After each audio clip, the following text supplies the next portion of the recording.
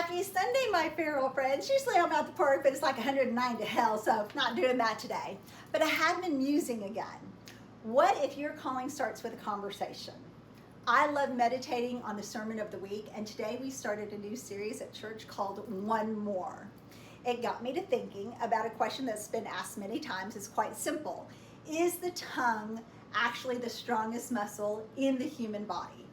Turns out it is not. That is a myth. But while the tongue may not be physically the strongest, it may very well be the most powerful, and I do believe this is the case. James compares the tongue to a tiny rudder steering an enormous ship and a small spark capable of setting an entire forest on fire. Think about that for a moment. Something so small can change the direction of something so big in a blink. And isn't that exactly what we do with our words? Oftentimes every day. One cruel sentence can leave a wound somebody carries for years, possibly decades. But one word of encouragement can restore confidence in a moment. One conversation can make someone feel seen and heard. One prayer can remind someone that God hasn't forgotten them. Proverbs 18:21 tells us death and life are in the power of the tongue. But Jesus takes that even deeper. For the mouth speaks out of that which fills the heart. Matthew 12:34. 1, 2, 3, 4. So maybe the real issue isn't our tongue. Maybe it's our heart and our heart posture, because eventually what's inside of us comes out.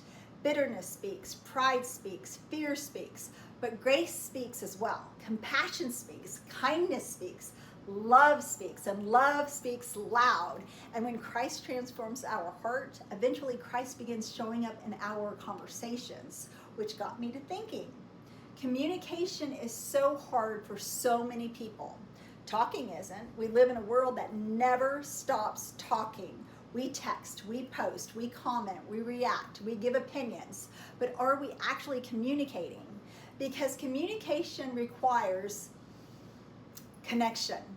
It means listening to another person to understand instead of simply waiting for our turn to speak, looking someone in the eyes, putting our phone down, asking a question and genuinely actually caring about the answer. And maybe we've complicated God's calling on our lives. We think calling requires a platform, a ministry, a microphone, thousands of followers, tons of likes and reposts. But what if sometimes your calling simply looks like talking to a stranger until they become a friend? What if ministry literally happens in the grocery store line, at the gym, over coffee, or sitting beside someone on a bus, or at church, someone that you've seen but you've never spoken to? Jesus ministered to crowds, but he also stopped for individuals. He noticed people. And maybe we've complicated our purpose so much that we have forgotten how much of the gospel actually happens person to person, face to face. You don't always have to preach a sermon to show someone Jesus. Notice them, listen to them, encourage them, remember their name, pray for them, and actually mean it when you ask, how are you doing? Because the stranger you speak to today might just become the friend you're praying with tomorrow. And maybe they experience the love of Christ through you, not because you forced Jesus into the conversation or onto them, but because you carried him into it. And there's a huge difference. So maybe our prayer becomes, God, transform my heart so deeply that what comes out of my mouth sounds more and more like you. Teach me when to speak.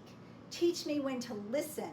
And when you put someone in front of me who needs kindness, encouragement, prayer, or simply just someone willing to hear them, please don't let me be too busy or too distracted to notice, because maybe your calling doesn't begin when somebody hands you a microphone.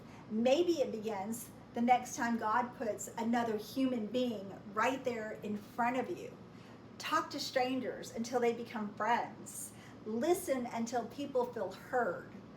Love people until they begin to truly understand the heart of Jesus Christ.